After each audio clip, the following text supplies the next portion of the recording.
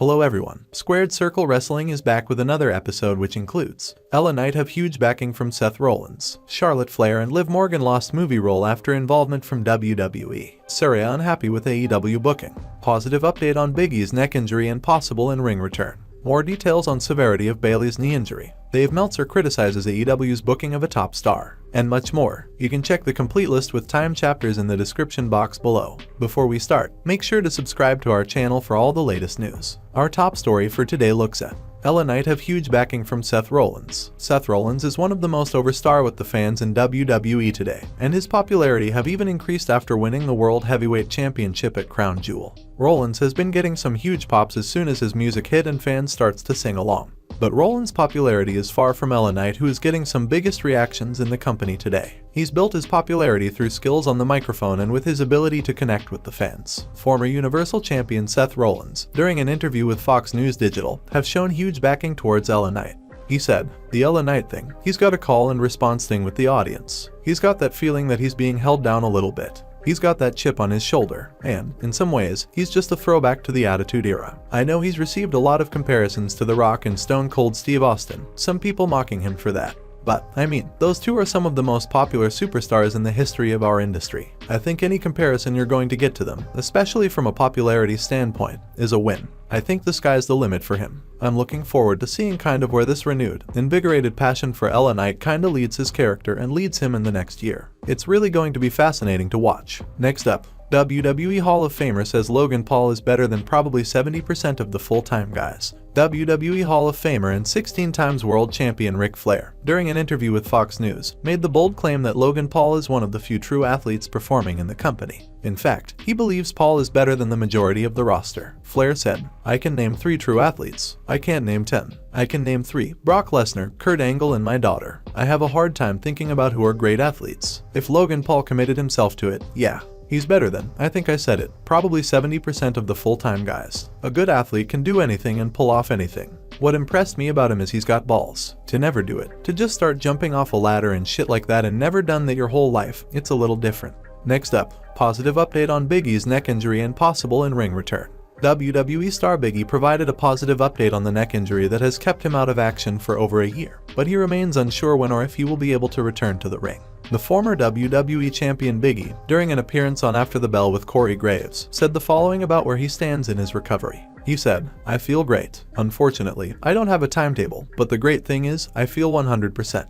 I don't even feel like somebody who broke their neck. My mobility is incredible, my strength is great, and I have no issues whatsoever. I wish I had some answers on returning to the ring. I got nothing, unfortunately. Next up, Saraya unhappy with AEW booking. The AEW's women's locker room may not have a happy environment at the moment. Scrutiny was placed on Tony Khan's booking of the women's division this week after the AEW Dynamite broadcast panned to a sign that read, book the women's division better following Britt Baker's win over Taya Valkyrie on Dynamite. This has only fueled discussion about the booking of women's division, and Saraya hinted at being unhappy as she liked a tweet from Ibu of Wrestle Purists that stated, kinda feels like the Outcast story was a big waste of time. Obviously there's no controlling the hater injury, but we didn't get blood and guts out of it. The whole surrounding division paused, and it feels like very little was accomplished broadly in the first half of the year. Next up, Charlotte Flair and Liv Morgan lost movie role after involvement from WWE. It was reported back in May that both Charlotte Flair and Liv Morgan had been cast in a new movie chronicling the life and career of wrestling legend Mildred Burke.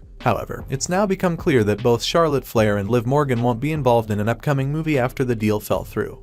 Meltzer, on the latest Wrestling Observer newsletter, noted that Charlotte Flair and Liv Morgan had agreed to work on the film before WWE got involved. From here the deal fell through. It's unclear what WWE's involvement actually was. The former women's champion Charlotte Flair had been due to take on the role of June Byers. Now her role will be taken by Camille Brickhouse. And Liv Morgan was reportedly cast as Clara Mortensen. That role will now be taken by AEW star Toni Storm, Meltzer stated. Camille Brickhouse noted that she spent the summer filming the Mildred Burke movie Queen of the Ring. She will be playing June Byers, who had a shoot match for the women's world title in Atlanta with Burke in 1954 and then after winning became the dominant women's star for the next decade. At one point Charlotte Flair was pegged for that role and had agreed to it, but WWE got involved and it fell through. Next up, more details on severity of Bayley's knee injury. Former SmackDown Women's Champion Bayley is undoubtedly one of the top female superstars in the company. Bayley recently suffered an injury during a non-televised live event, and it appears the exact severity of her injury has been revealed.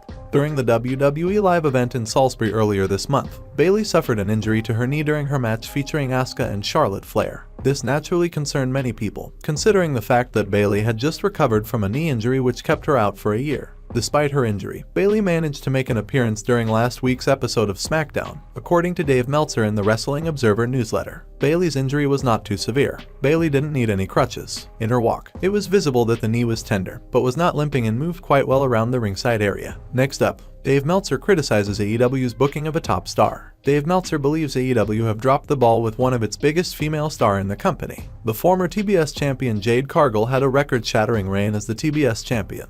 At Double or Nothing, Jade Cargill was defeated by a returning Chris Statlander after she had already successfully defeated Taya Valkyrie to retain her TBS title. The loss brought to an end Cargill's undefeated 60-match streak and title reign that had lasted 508 days. After the event, it was reported that Jade Cargill would be taking some time off, and she hasn't been mentioned on television since. Dave Meltzer, on the latest Wrestling Observer newsletter, questioned how AEW handled Cargill's loss and break, describing it as some of the weirdest booking ever. He stated, "Now that nobody has mentioned Jade Cargill at all on television in some time, and she's teased not coming back, that goes down as with hindsight some of the weirdest booking ever. She beat everyone, mostly in one-sided matches, but the top women, in particular Britt Baker, were kept away from her. There were only a few competitive matches. When she finally lost to Chris Statlander, it was total face saving in that she had a match right before. In theory, Statlander versus Cargill should be a program, but she's gone with no explanation after years of being built." Next up, Britt Baker gives her insights on AEW roster split. The former AEW Women's World Champion, on the recent Not Just Football with Cam Hayward, shared her thoughts on the new AEW Collision show. The star also gave some insights on the roster split, which could be seen between the Collision and Dynamite shows. She said, "It's awesome, because it gives more people TV time. We have such a huge roster and we have the best wrestlers in the world. But there's like 20 of them. There's so many, so it's great to give people a split." The new show is very much in its infancy at this point, and while certain people such as Miro and Andrade have been brand specific on Collision, it is still unclear if there will be a firm brand split between Saturday and Wednesday's AEW Dynamite. The wrestlers are just as much in the dark as the plan moving forward as anybody. She added, "For us, we are still getting used to it because we don't know what show we are going to be on yet that week. It's not like a hard brand split.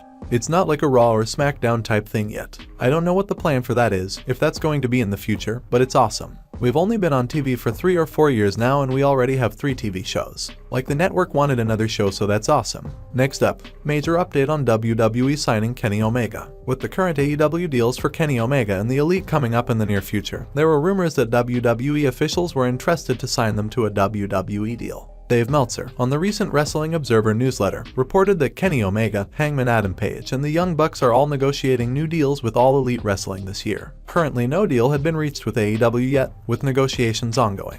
It was also stated that WWE doesn't expect any of the Elite members to become free agents, and the company is nowhere near being legally allowed to talk to any of them. Meltzer stated, "The prevailing belief is that the Young Bucks, Kenny Omega and Adam Page are staying. The interview Omega did off the air in Boston would have led you to believe that is the case. The interview was also originally supposed to be on television, as was the handshake between the Golden Elite and BCC, which seemed to signal the end of the feud at this point.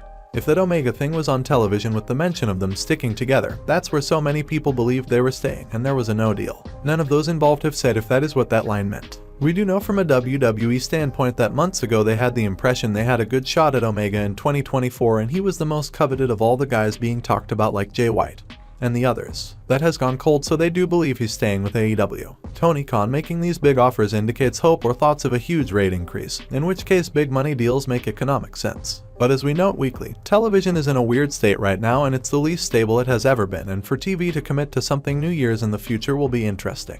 Next up, former WWE Champion confirms he will never return to the ring. WWE Hall of Famer Shawn Michaels, in a recent interview with WrestleBinge, was asked if he would return to the Squared Circle for one more match given the right circumstances. The former WWE Champion stated that he does not think about returning anymore. He said, "No, I absolutely don't think about that at all anymore. I'm so enamored and enjoy helping these young men and women come through NXT. I've had my time in the sun. I absolutely enjoyed every bit of it, but I so thoroughly enjoy being able to help them and allow them to have the same opportunities that I had.